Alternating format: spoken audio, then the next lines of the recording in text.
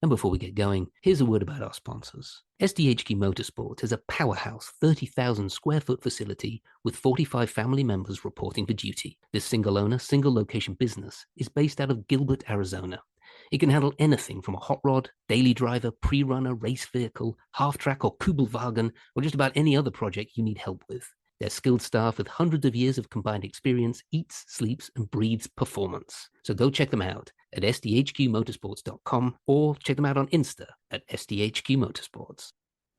Well, welcome along to another We Happy Few 506 podcast. I apologize in advance. My laptop was working so well up until a nanosecond ago, and then it just imploded, as it always does. So sorry if I sounded like I'm a little bit underwater, but it doesn't matter because we've got some great guests on. I'd like to welcome to the pod long-time friend, Matt Mabe. How you doing, mate? Great. How are you guys? And stepping on my line a bit there, Alfie. And we've got young Alfie Tempest on the pod. How are you doing, mate? Yeah, I'm all right. It's good to be here. This is cool. Where are you, Alfie? I am currently in my house, in Cambridgeshire, Huntingdon. Is that right? And is that a gaming seat you've got there? No, it's just one of my dining chairs. Is it? What did you get for Christmas, Alfie? Well, my main present was a Oculus, the latest Oculus Quest 3S. So, What, what's that then? pretty- I'm too dumb to know. I'm a jock. Like you speak to me like a jock. I played a lot of rugby. I've had my head kicked in quite a bit, so I'm a bit dumb. so basically, it's um like wear it on your face, and you go into Well, sort of this world where everything is sort of in your mind. It seems real to you. So yeah, that's like in the meta universe as they call it. So that's what I got, and it's quite fun. You can bring it anywhere as well. It's really cool. and it's like a face mask. Yeah, it's like a well, it's not like a face mask. It's hard to explain. It's like a proper. It's quite heavy. Like it's not like a sleep mask or anything, but like Right.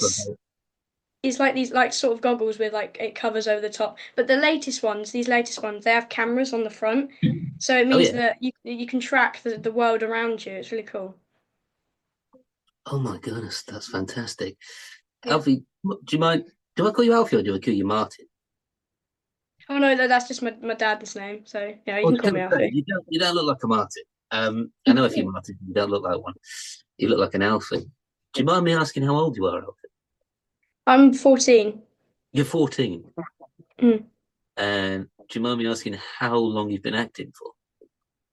Um, gosh, I think 4 years now. It's crazy. Mm. How did you get into it?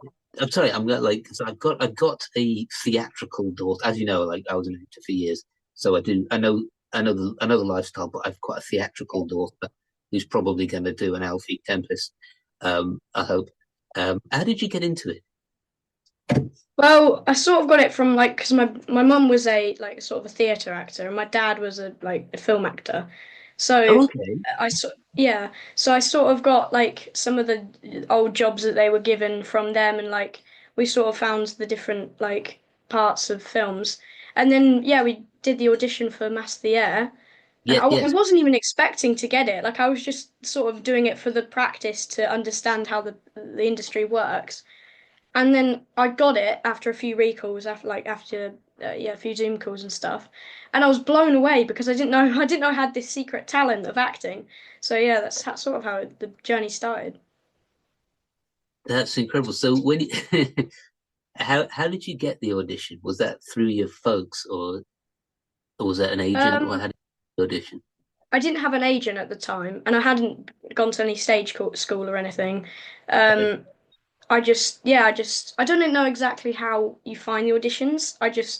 Me and my parents said one day, "Oh, you want to be an actor? We've got an audition for you," and I did it, and then stuff like that. But I don't know exactly where they come from.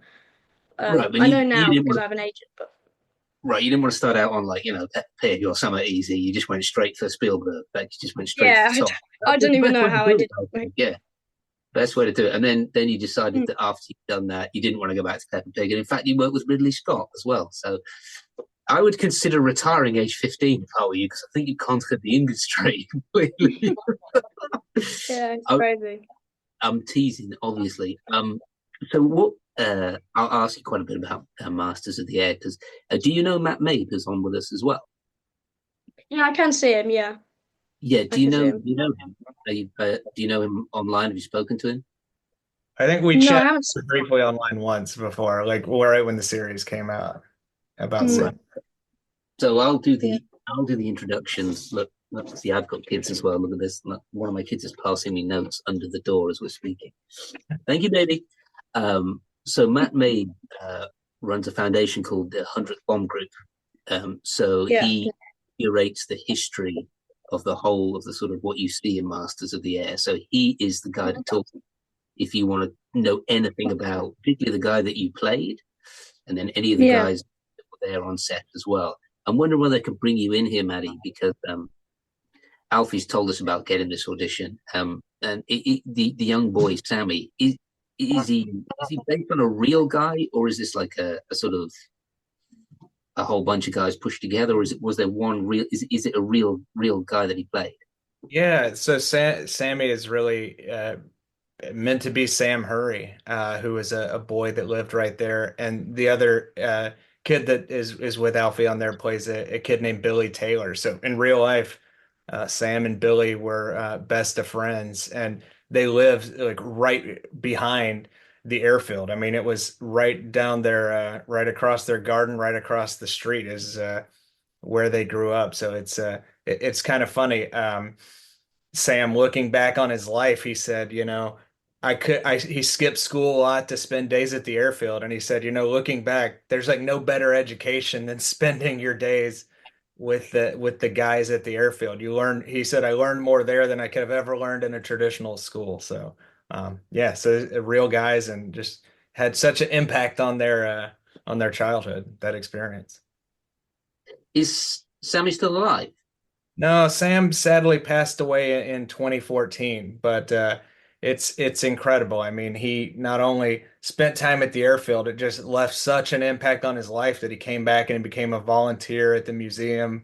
And as you've seen, he wrote a book about it, and he just never let it go. It had such an impact on him that if he was here today, without a doubt, he'd be beaming at how, or bowled over, as you guys say, at how it was portrayed on the screen. Just knowing that someone helped represent him, I think he'd be quite pleased by that.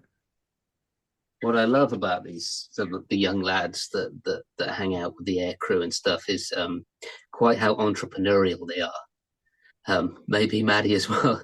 You can talk us through the sort of thing that Sammy got up to as far as like making sure he got paid in chocolate and that kind of stuff for doing favors for the boys. Yeah, it's funny. I mean, Alfie can probably talk about this from like the wardrobe department, but like, these are like young kids from like working class families, so their clothes were a bit tattered and whatnot. And it was really nice, the airmen and took them under their wings. The guys that were the ground crew guys, like Lemons and the other guys he worked with, they really did take them under their wing. And like the first day the 100th arrived on the base, they took Sam and Billy to the mess hall to get them food. They said, Have you eaten today?" And they said no. So they took went and took them to get food. But they got up to all sorts of things. I think the series portrayed it well with them, helping clear off the fuel from the hard stand, everything from that to like Sam's parents or Sam's mom ran a laundry from her home, so the real Sam would take the guy's laundry back and forth, like whatever it was, they'd do it. They were trying to be as resourceful as they could. So let me swap back to Alfie again then. So this practice audition that you did, that you then ended up being one of the main characters in a Spielberg drama. Well done. Not jealous at all. Um, what? How many auditions did you do? Well, I did a few. I did one at home, Yeah. like in my house. Then I did like a few Zoom calls where we did the same call, like we did the same thing. And also, in fact, I got used for other actors in auditions. So basically on a Zoom call, they asked me, "Can you be on this like Zoom so that we can use your acting to audition other kids in the film?"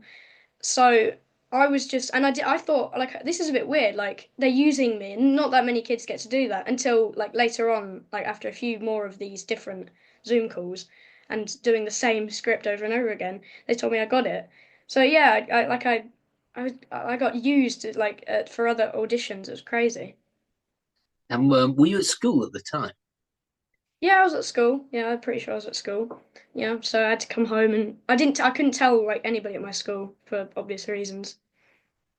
Until you started filming or until you finished filming? Until I started filming because like I think we didn't really know the risks because I was just starting out. We didn't really know the risks of spreading stuff, so we sort of just told everyone. And then obviously everyone was really anticipating it till it came out.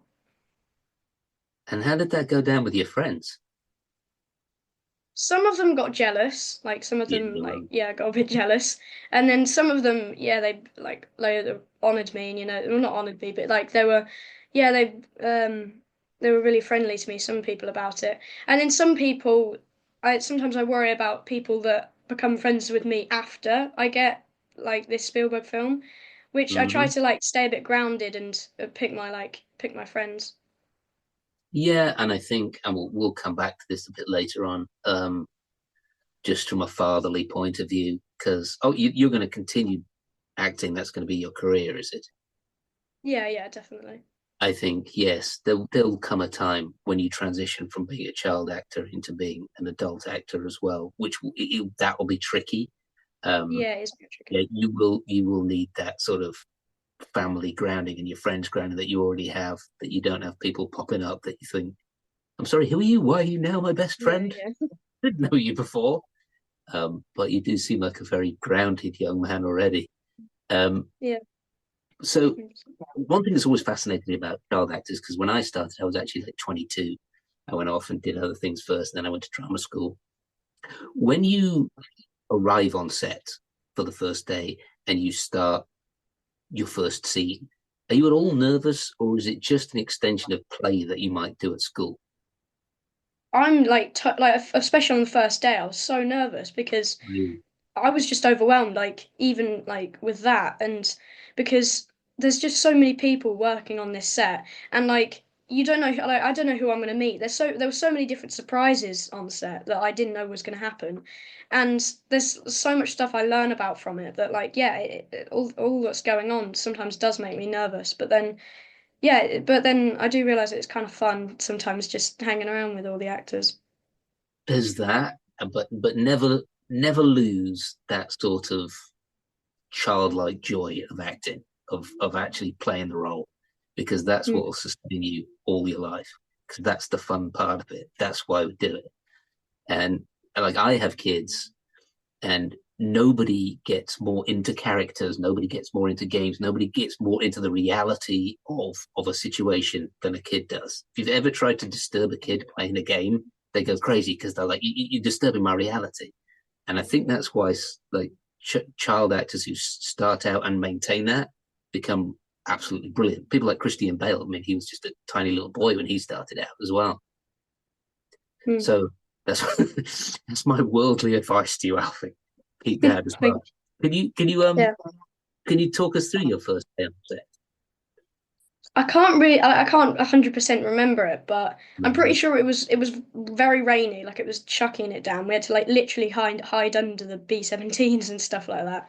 So, yeah, we were filming the I don't know if you know exactly what scene this is, but it was the salt and pepper scene Yeah, I know. where we run out of a tent and we come to lemons and all that, like lemons winks, and we're talking about like, oh, we got a potato, and we throw it to him, and then it's really hot, and he's like, oh, it's hot, and yeah, I was just trying to sort of when I first went on, I was meeting the director, meeting the actors, Mhm. and I was just sort of trying to get to know everybody and make sure that I was like a part of the family, like of the set, like and yeah, I was quite nervous looking at what was going on, and I was also overwhelmed by the B-17s because they built like three or four B-17s on the set, and but yeah, it's all overwhelming.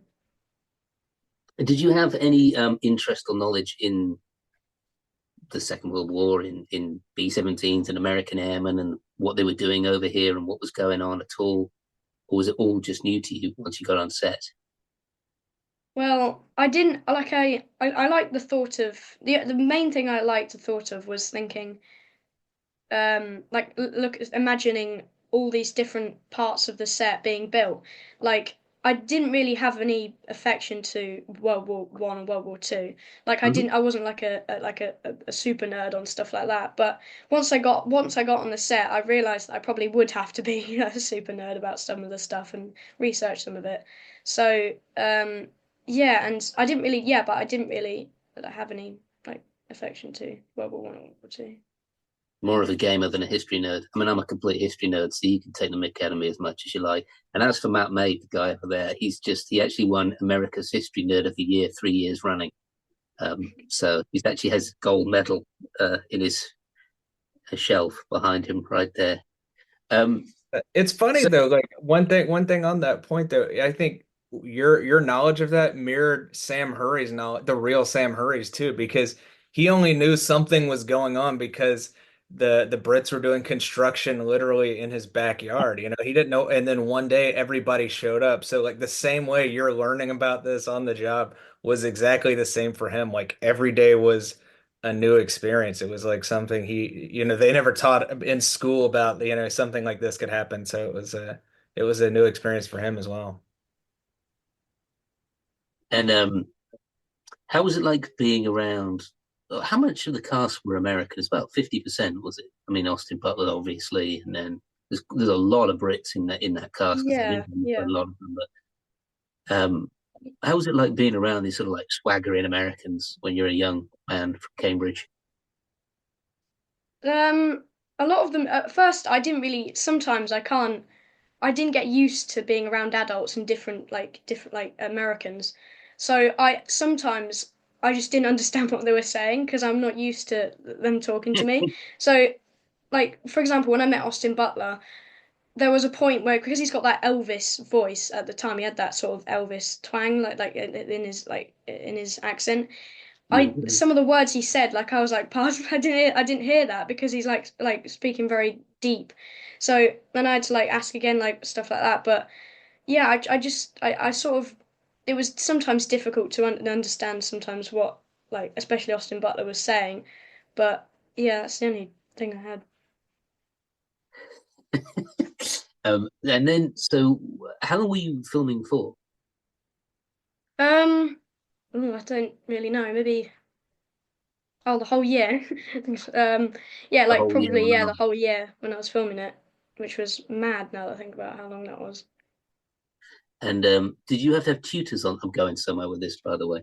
Did you have tutors on set and Yeah, we did, chaperones? And and it's um, what? we had like obviously I had an acting coach, a, Oh, a lovely. dialect coach, a Yeah, tutor, and I had a chaperone once, but I mainly just like went on set with my parents. But so basically, yeah, the true tutor, he was really nice. He was like apparently he also worked on Horrid Henry the film, and he tutored some of the kids in there. So yeah, and I just loved hearing some of the stories he had from that, and like yeah, he was actually he even though he was talking to us about these different stories, he still managed to get us to learn stuff like that was in our school, so he was quite good. And and also SJ, the acting coach, she was amazing. Like the way she really got us into the character, the way, like you said, Sammy would. Like yeah, she made us like build planes out of cardboard and stuff like that. And in fact, I have a few stuff next to me that yeah. Please tell me. I would like to show you if Yeah, that's please. Yeah. okay. Oh, yes, please, Um, Alfie. That'd be great. so I wrote this diary based like in Sammy's like perspective. I wrote this diary in Sammy's perspective with SJ when we were on set. So that's got a few notes in there on every scene that I was in, and it has a bit of information about like who Sammy was and stuff. And I've also Uh-huh. got we did the fire in the hole scene where all the fire comes up and it blows up. Uh-huh.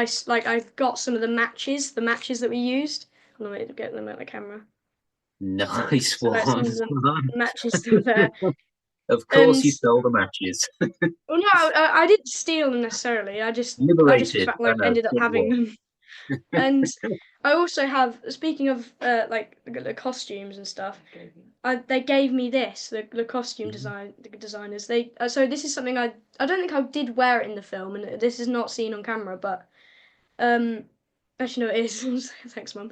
Yeah, this is one of the jumpers that I got given from the costume designers, and it's quite itchy. Like it's like when I wear it, sometimes it can be quite itchy. So, and then I also got these like jacks. These are like a game that you can play. It's got like Uh-huh. hold on, it's got like a ball and a few jacks inside it, and basically the aim of the game is to pick up as many jacks as you possibly can. So these are the jacks, Yeah, got it.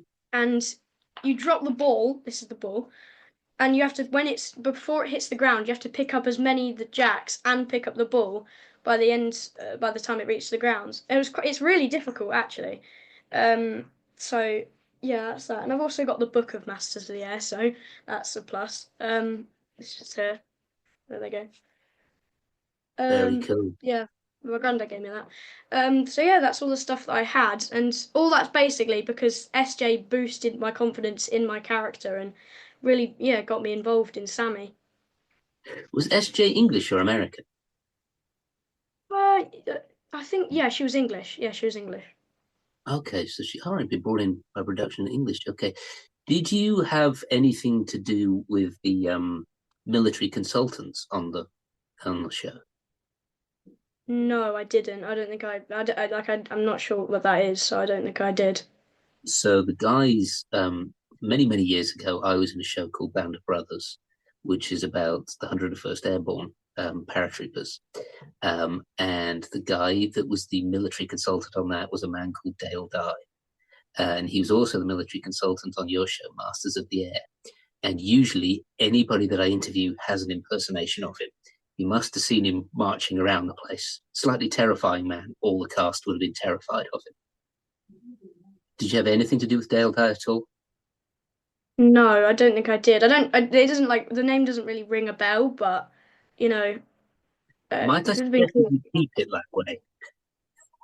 What is he like a? I know you say he's a scary man, but is he like actually like scary? He's pretty scary, Alfie. Yeah, he got into he was a Marine in Vietnam, and when he came out of the military, he decided that most military shows were garbage, and he wanted to make them more authentic and real.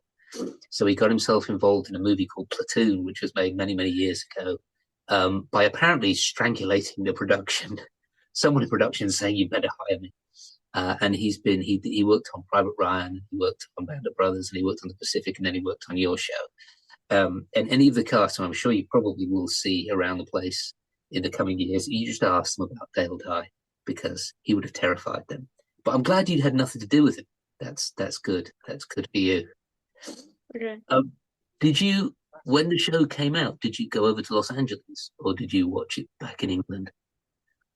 No, I watched it back. I didn't go to the I didn't watch it in Los Angeles. I watched it in I watched it at home when it came out on Apple TV.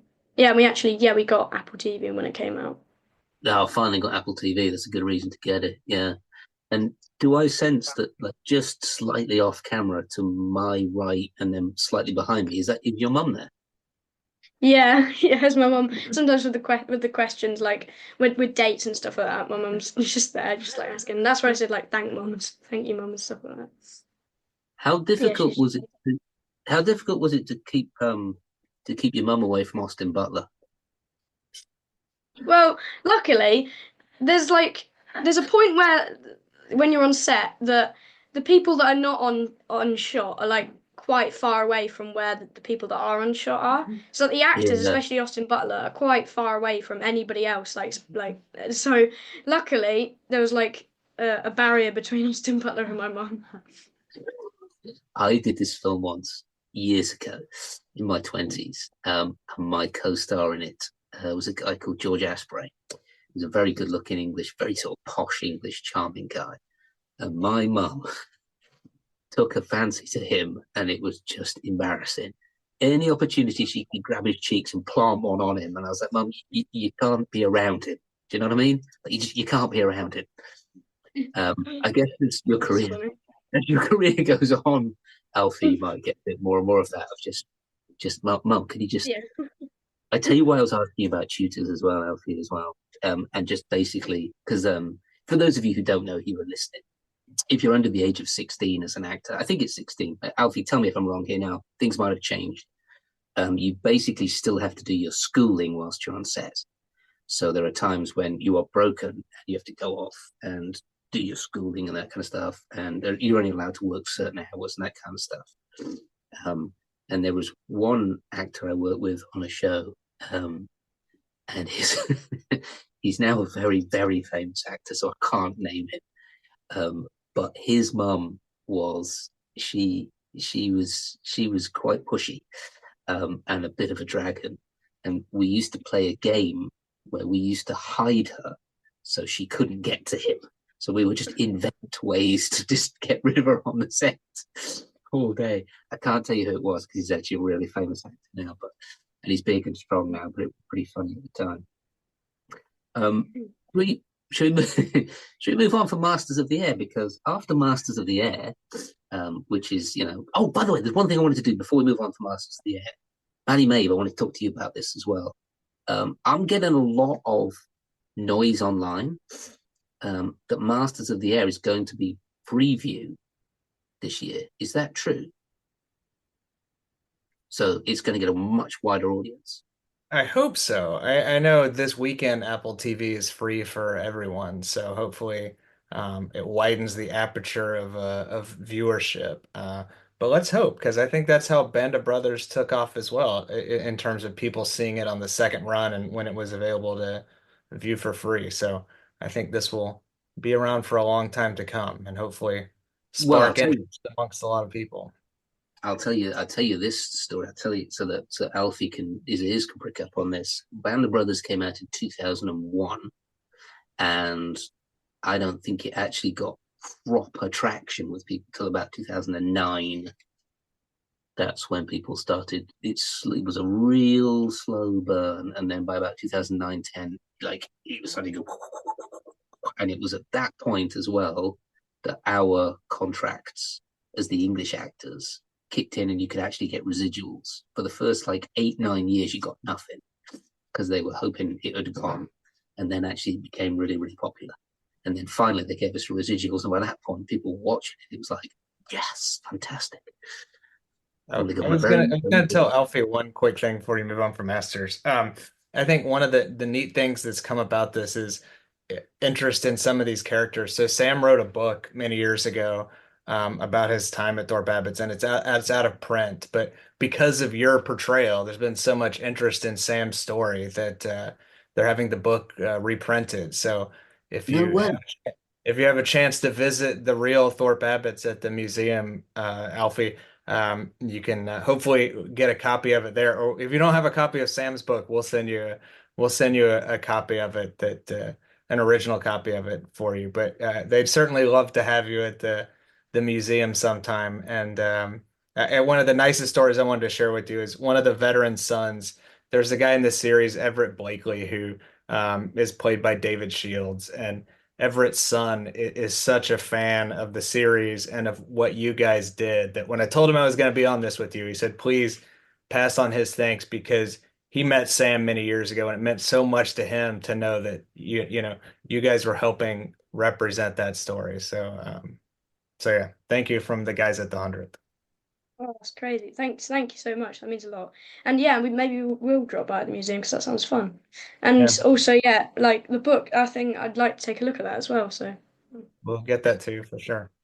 Well, what we can do, Alfie, because I sort of organize events and stuff like that, is maybe we can, maybe your mum and dad want to come down as well, so we can speak to the guys at Thorpe Abbott's rather, and we can do a little signing, and you can kind of meet people and all that kind of stuff if you fancy doing something like that. We took some of the other members of the Masters of the Air cast there before, and the press turned up and they signed a bunch of stuff, and it's really cool there if you haven't been as well. It's a really, really cool museum. But I think people I don't think Yeah, I would love to go. Yeah. Oh, good. Did you get the nod from Mum off camera No, no, no. Well, no, she's been saying yes, we'd love to go, but like yeah, I would truly love to go as well. Like, it sounds fun. there? Good. We'll reach out and organise it for you. So we should probably talk about Gladiator 2 as well. I don't want to keep you too long as well. I'll keep you for like another 10 minutes as well. And I'll probably just put this episode on Patreon. So there's a special one for our Patreon subscribers. Um, so with Gladiator 2, there is a bit of a physical resemblance, but or was it just awesome acting again that got you the role of young Lucius?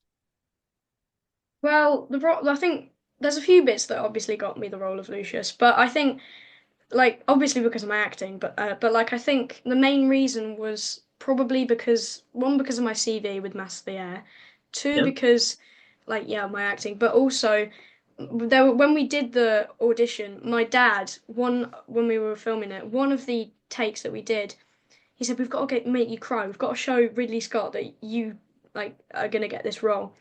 So basically, he made me jump in one like while he was speaking. He just all of a sudden went whoa, and then I burst into tears because like at the time, and then I just burst into tears, and then he said go go go. So we started recording, and I was just crying my eyes out in the scene, and then we sent that off, and then that probably got me the role.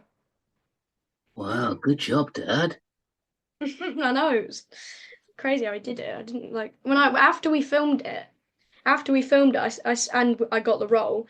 I said to him, where would I be without you? Because like it's crazy how he managed to do that. I just couldn't stop laughing at the fact that he just made me jump and we did it. That's so cool. That's really cool.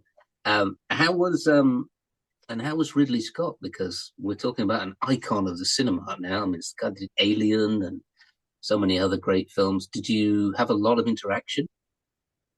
I think Ridley Scott after Gladiator 2 has really liked me because he's very friendly when I first met him, and also he's like amazingly, and also he's just so good at what he does. Like he has 12 cameras going everywhere. He can still keep track of everything and talk to me and make sure he's nice to everyone and the actors. But like he's sort of like a friendly grandpa. Like the way he comes in and he's like, "Oh, you're right, Alfie. Oh, you've grown up, haven't you? You're getting big," and stuff like that. And yeah, and like especially when after we filmed Gladiator 2, I went back to the set to film another bit in it was in England, but not in Morocco or Malta. But we went back and yeah, we went back to film a bit of the trailer and Hmm. Ridley Scott, like when we got there, he said, "Oh, you've grown up. You've got so big, and yeah, being so nice and stuff like that." And he was actually on FaceTime. Somebody was just holding the camera because he was in his villa in France, basically, you know. Like, but yeah, he was in his villa in France, and we were just filming. You know the shoot, the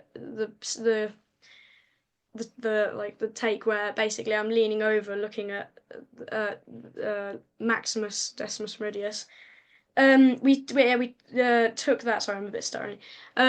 We You, took that in I couldn't say London, that right. and basically, when we did it, after I finished it, he said, "Oh my God, Alfie, that was perfect. That was brilliant." And then when we walked out, the producer came running up to us and said, "Just to let you know that Ridley Scott really likes you, and he's going to keep an eye on you in a good way." Like, so yeah, I think I really made a good impression in front of Ridley Scott.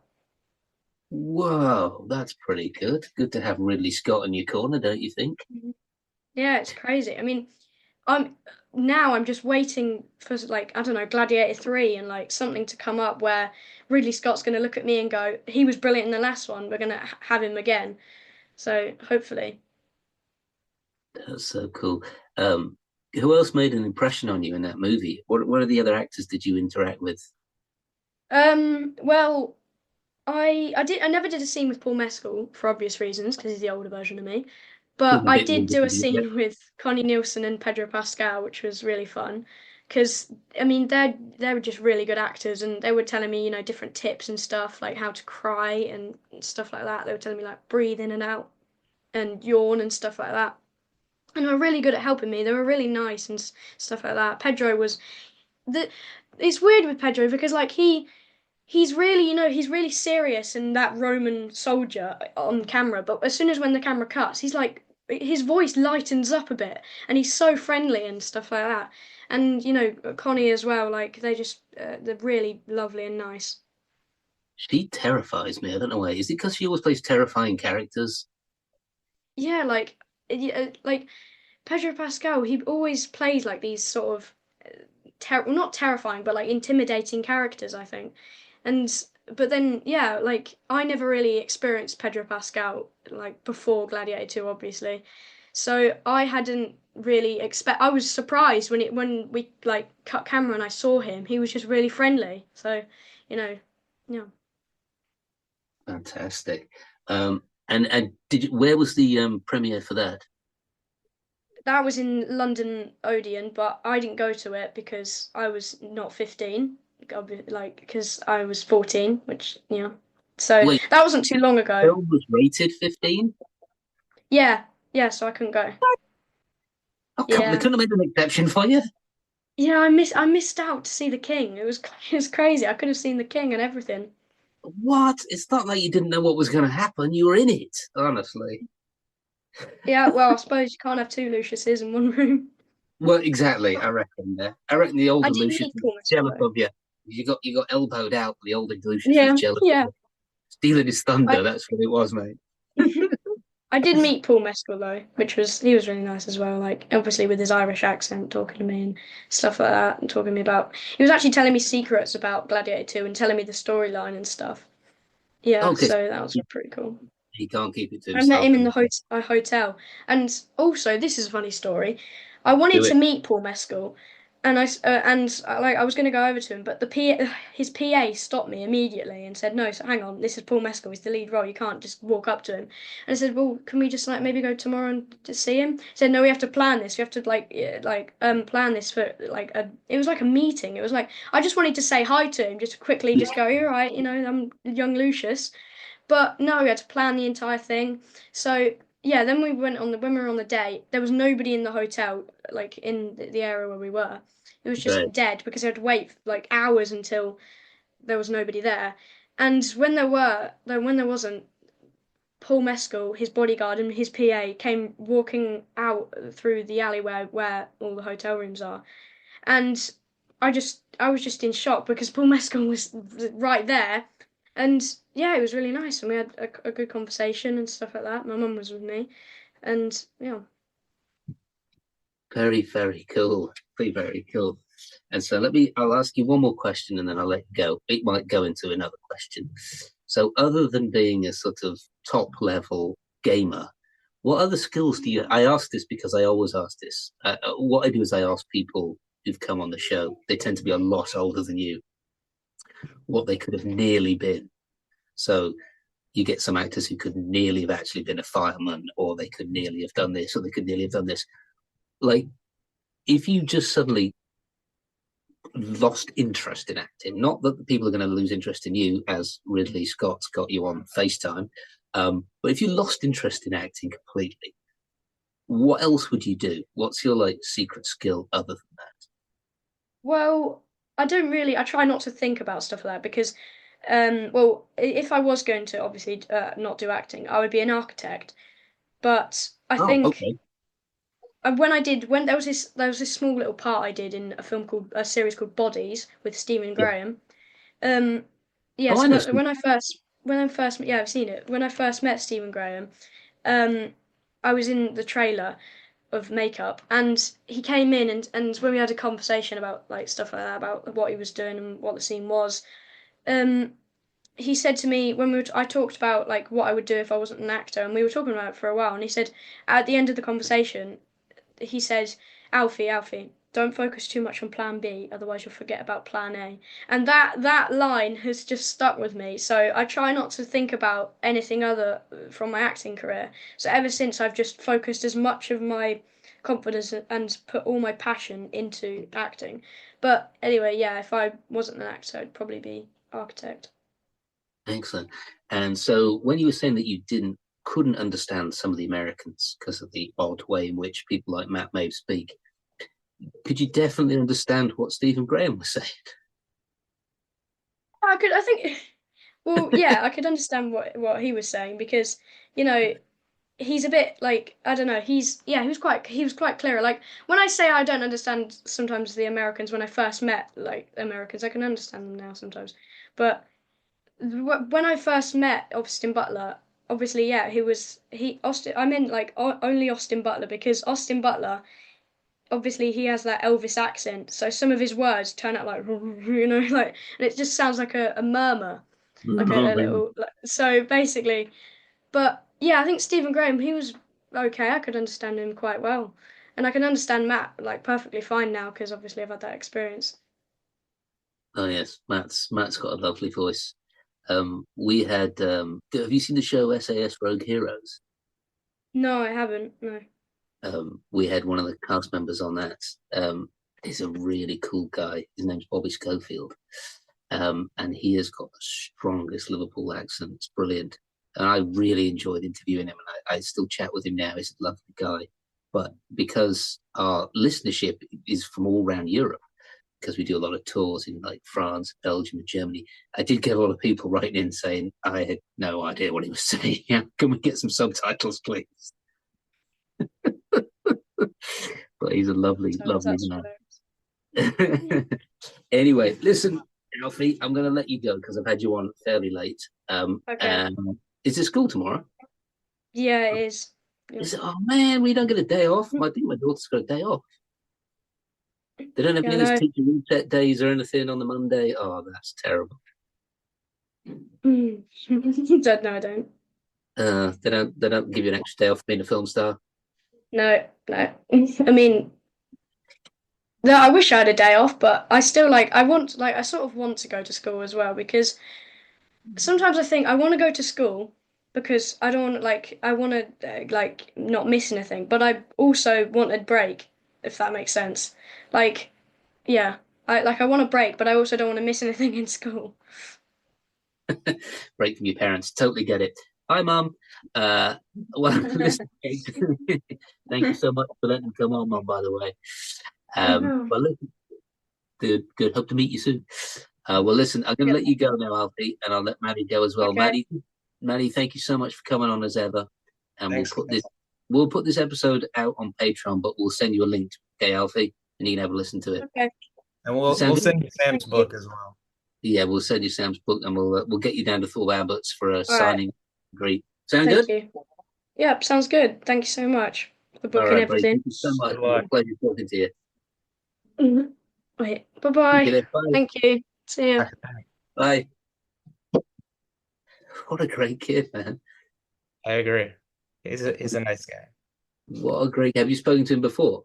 Only right when it came out, when we started doing those posts of like the actor and the real person, and he had responded and said, it was an honor to portray Sam. And you could just tell from his note, like this is a nice kid. So yeah, it's great. You've got the notebook and the diary and everything. That's brilliant.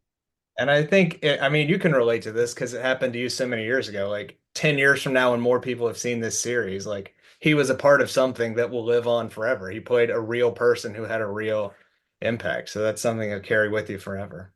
Yeah. That might take a little while to sink in as he's only 14. For the reason I thought he was a bit older, but wise beyond his years, I think, Maddie. They cast it right age-wise for sure. He was the same age as Sam was when they filmed this. So yeah, very cool. Very cool kid. All right, Maddie, I'm going to wrap up. All right, take care, pal. Take care. I'll get back this way. Yes, mate, I'll be out there soon. I've got to be out there this month. Don't worry. I'll come see you. See you guys. Cheers, buddy.